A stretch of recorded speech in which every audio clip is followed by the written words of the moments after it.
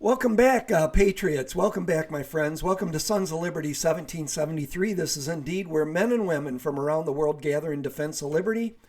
I'm your host, Bill Bailey, broadcasting from north of the 45th parallel in the once great state of Michigan, and I will be channeling the patriotism of America's founding fathers, such as Sam Adams, who wrote in an essay, "Neither the wisest constitution nor the wisest laws will secure the liberty and happiness of a people whose manners are universally corrupt." Kind of sounds where we are right now, doesn't it? Let's jump right to the news. The warmongers, are doing what they do, leading us to World War III. Just yesterday, and I don't think Joey thinks of this stuff on his own, folks. Somebody tells Joey what to say. President Joe Biden, this is over at Zero Hedge, by the way. Biden mobilizes 3,000 reservists to Europe to augment Operation Atlantic Resolve. Operation Atlantic Resolve. That sounds like a title of something to do with war. President Joe Biden yesterday, issued an executive order approving the mobilization of selective reserve forces with up to 3,000 personnel augmenting the armed forces in support of Operation Atlantic Resolve. And here is the order. By the authority vested in me as illegitimate president, the puppet, by the Constitution and the laws of the United States of America, including Section 121 and 12304 of Title 10 United States Code, I hereby determine that it is necessary to augment the active armed forces of the United States for the effective conduct of Operation Atlantic Resolve in and around the United States European Command area of responsibility. In furtherance of this operation under the stated authority, I hereby authorize the Secretary of Defense, there's a real winner, and the Secretary of Homeland Security, another real winner, with respect to the Coast Guard, when it is not operating as a service in the Navy under the respective jurisdictions, to order to active duty any units and any individual members not assigned to a unit organized to serve as a unit of the Selective Reserve or any members of the individual Ready Reserve Mobilization category and designated as essential under regulations prescribed by the Secretary concerned, not to exceed 3,000 total members at any one time, of whom not more than 450 may be members of the individual Ready Reserve, as they deem necessary, and to terminate the service of those units and members ordered to active duty. This order is not intended to and does not create any right or benefit, substantive or procedural, enforceable at law or in equity by any part against the United States, its departments, agencies, or entities, its officers, employees, or agents, or any other person. Operation Atlantic Resolve. And then this over at the Gateway Pundit. So look, folks, I think under this order, he can only deploy these troops for up to a year. But I mean, if you're out and you're getting called back in, I'm thinking you're kind of bummed right now. This is more saber rattling. It's dangerous, by the way, to be doing this with a nuclear nation. And I'm made it clear, abundantly clear, I'm not for this war. This is not our war. This is a border war. It's more of a civil war. And to be honest, we meddled and put a puppet government on Russia's border, threatening to put NATO in Ukraine, and that's why we are here now. How many wars has the CIA started, folks, in foreign lands? Answer me that question, would you? So over at the Gateway Pundit, I think all the articles are from Zero Hedge except this one. Is Biden preparing to take the U.S. to war against Russia? It's by Larry Johnson, by the way. He's a great writer over at the Gateway Pundit.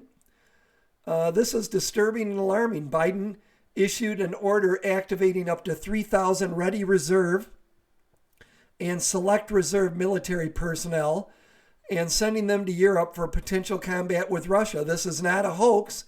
It's on the White House website, and that is what I just read you in the previous article. But what I want to get down to is this.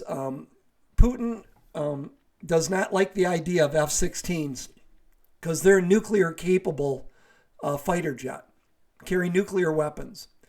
Kyiv will likely get F-16 fighter jets from Washington's allies in Europe, who may have some to spare, U.S. National Security Advisor Jake Sullivan said on Wednesday.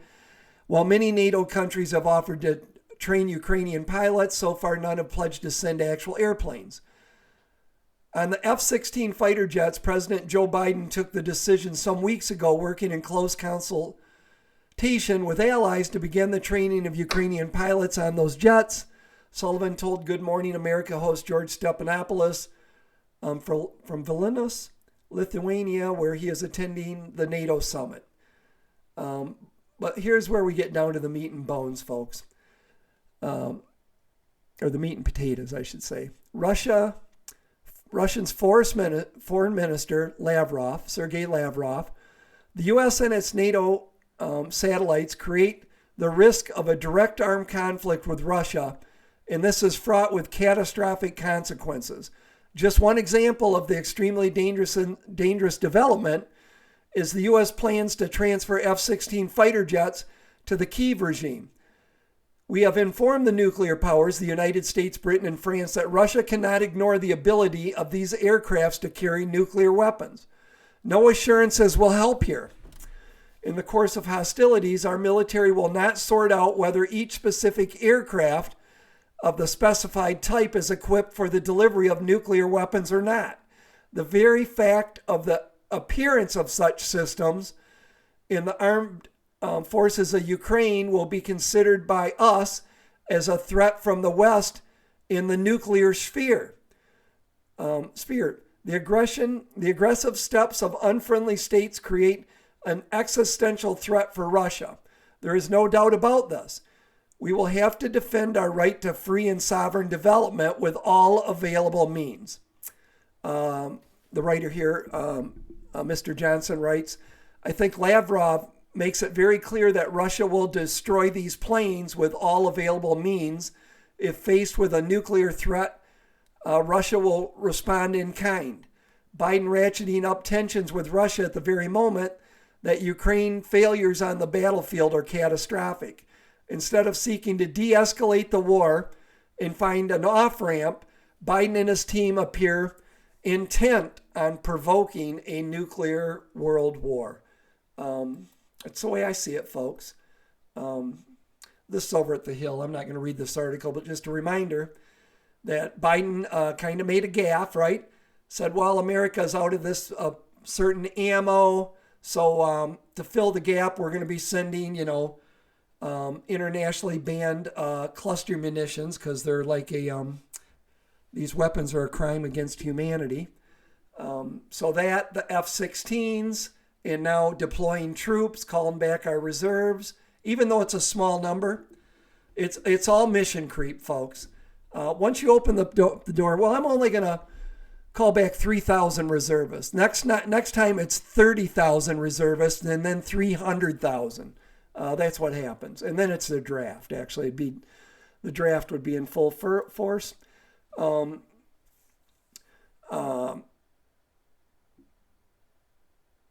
This real quick here. In-game, this is back at Zero Hedge. U.S. federal debt interest payments about to hit $1 trillion. They're going to top $1 trillion. $1 trillion in interest at current interest rates, okay, on the national debt. Our Social Security payments that they paid out in 2022 for fiscal year 2022, I believe were $1.2 trillion. We're going to be paying more, as much or more, in interest on the national debt than we do in Social Security payments, folks. Let that sink in. It's unsustainable.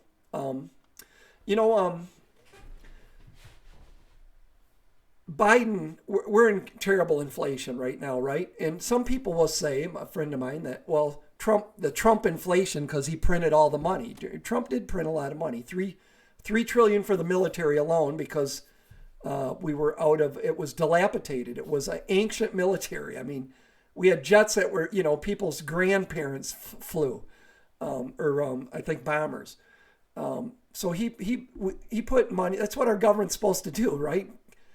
Keep our military state of the art. You have the state of the art military machine that no one dare go against.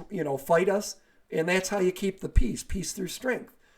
But Obama printed $9 trillion, folks, more than Trump, and there was no inflation during Trump. It was 1%. You know why?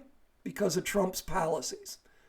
Trump, in turn, did print money, but now we're dealing with, the record inflation under the Biden regime, because they are communists. They're just not business people. They believe in, central planning and big government and big brother, the surveillance state, the welfare state.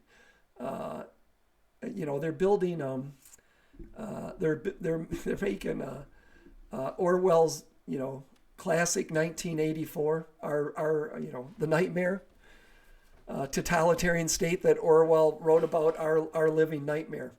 So this is going to get bad. It's going to get a lot worse.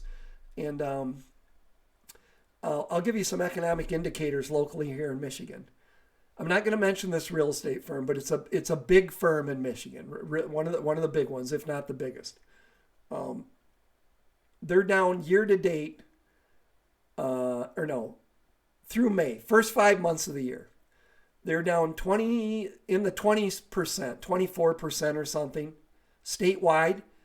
But they sell a lot of, they have a lot of business in Southeast Michigan. Up here in Northern Michigan, where it's a lot of second homes and vacation properties, they're down 77 or 72%. They're Northern Michigan department of this firm, which has several offices throughout Northern Michigan. It's down over 70% the first 5 months from last year. And I talked to an office here in, Smith Works, an office here in Antrim. They're down 77% from last year. So what this is, look at buying an up north vacation home. I just consider it a toy. It's like buying an expensive boat, a classic car. You can live without it, right? First comes your primary residence, taking care of your family, and everything you need to live. Anything beyond that is a luxury item. So the luxury items are first to go. So you're seeing it, right? You're starting to see.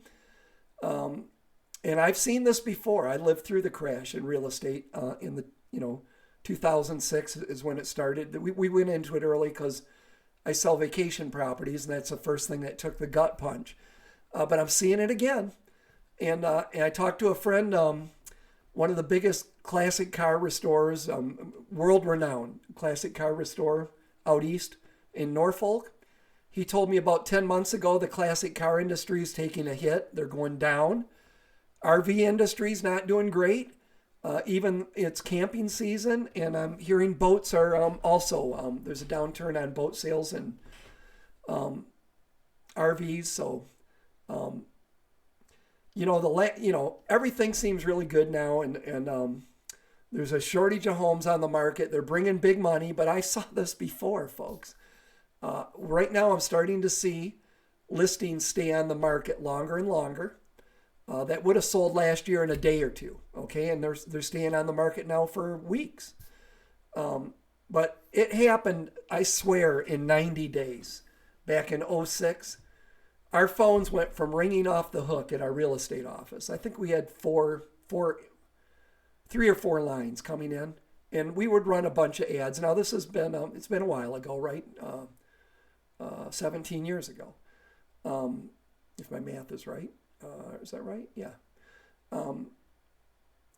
We would run a lot of ads in the Booth newspapers, the Grand Rapids Press, a lot of the weekend newspapers. So Monday, people get the Sunday papers, and they'd see real estate up north, and Monday they would call on it. And for years, the phones would light up. I mean, all the lines would light up. I'd be going, Bill Bailey, Vacation Land Properties, can I get your name and number? I'll call you right back. I got the other phone ringing like that. I mean, it was that way for years if you got floor on Monday. In 90 days, the phones shut down. I'm not kidding you. I mean, I doubled our advertising budget, and I came in on a Monday and not a flippin' phone call. And I went home. We just built this monstrous log home. And we, Renee, we pretty much had everything in it. It's an expensive home, and it sold for a lot of money, by the way. But I told Renee we're putting the house up for sale. And she goes, we just built it. And I go, something's broke, and I can't fix it. And I told her what was going on, and it's one of the smartest moves we ever made, by the way, folks. It sold in a month. About 2 months after that, we sold our real estate business. And a month after that, I don't think we could have got rid of any of it. We would have been in deep mamu, as they say. But I'm seeing this stuff again. I'm starting to see the same stuff I saw in '06. Now, will it go to hell in 90 days? There's 3 to 6 months. I don't know. But I talked to a friend here in Antrim County that owns a real estate firm. And he said he's way down from last year. He thinks, and he lived through the crash before too. He thinks it's happening right now. He thinks it could be a slow burn to a sudden stop. If I'm quoting him, I think I'm quoting him correctly. I just think it's going to get much, much worse. And then this, I believe our strategic petroleum reserves, Joey's drained them. Joey's did everything you could do as an enemy of America. Joey has pretty much checked off the boxes. Open border with no security. Our enemies are just flooding into this country by the millions. He's compromised by the CCP. His botched pullout out of Afghanistan. When we were reaching $5 a gallon, he said, I'm going to drain the strategic oil reserve, and we learned he was selling it to China. He's buying oil from he shut down our energy production on day one. He signed, remember those executive orders?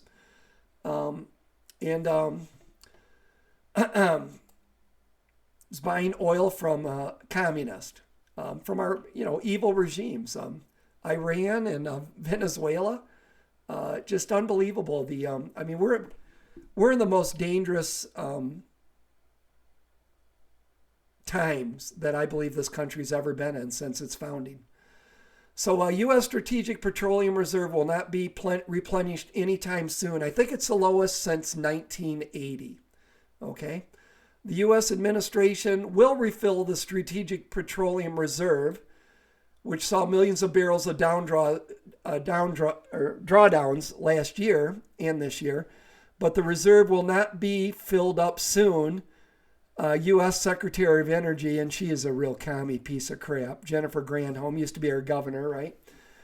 Told CNN in an interview this week, the bottom line is, quoting Jennifer, the bottom line is we are going to replenish, Granholm said, adding that it was unlikely that the refill would be completed before the end of the term in office of President Joe Biden. So no oil, folks, and he's leading us to war. The strategic oil reserve is really for a military use. It's not meant to open it up and try to drive gas prices down 5 cents a gallon. It's meant for an emergency use, and, war might be one. And so the fact that we got no ammo or no oil probably is not a good scenario, is it? And she goes on to say the first term's over in a year and a half, so I'm not sure if it'll be replenished, but certainly the plan is this term and the next term to be able to do that, Granholm said. And she moved to California. I believe she lives out there. She's nothing but a California commie. She was a Michigan commie when she was here, but do not like that woman. She's not on my like list. So anyways, this is where we're heading, folks. Kind of scary, frightening, isn't it? If even a tactical if Putin used a small one, just a little tactical nuclear weapon in Ukraine, think of the panic that would send in the markets. What would happen? But Tim Scott, Tucker Carlson is interviewing these Republican presidential candidates. It's going to be Trump. They're just wasting our time and effort and our resources when we should be focused on winning the main event.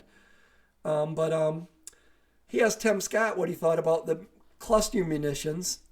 And he said, well, the problem is we're short on ammunition, and that wouldn't happen after me. With me, we'd be able to give them the normal ammunition. We wouldn't have to send the cluster munitions. Well, he goes, what do you think of this war with Ukraine? And he said, defeating, let me see if I can find it really quick, folks, because it was actually very telling. Give me just a second here.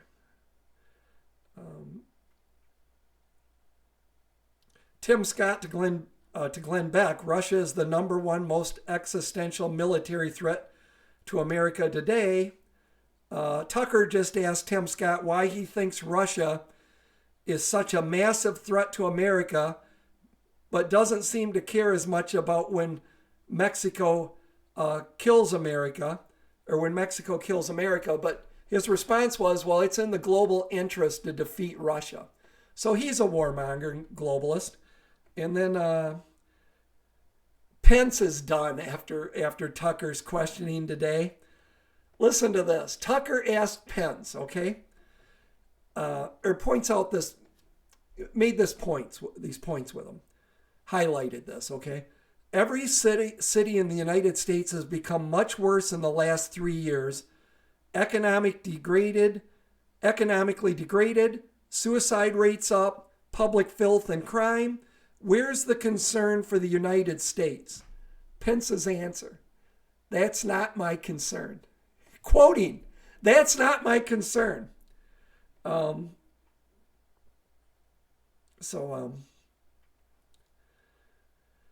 Anyways, Tucker is calling him out, and this Republican primary is a waste of our money and effort to take this country back. Why they're in this, okay, is they believe Trump is going to be taken out and he's not going to be on the ballot. Not going to happen. Trump is going to be on the ballot. Trump is going to win the primary. And they're going to spend, the Murdochs and the Koch brothers and a lot of those multi-millionaires are going to spend tens and hundreds of millions trying to defeat Trump in the primary. And Trump's going to win, when in fact they could be helping us defeat this evil regime and take our country back. The uniparty is real, folks. I always say, you could say they're each different side, heads or tails of the same coin. But I like to think they're just each a different wing on, or a different wing on the same bird, or a different ear on the same jackass.